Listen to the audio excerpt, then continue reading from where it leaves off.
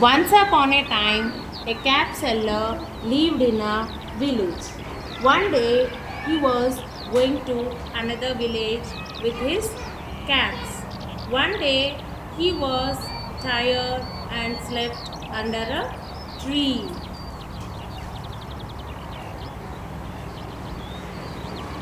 While he was sleeping, some monkeys took his caps and climbed the tree.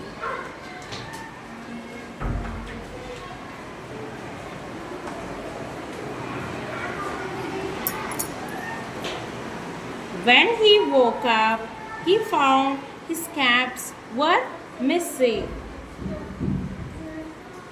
He saw the monkeys wearing them.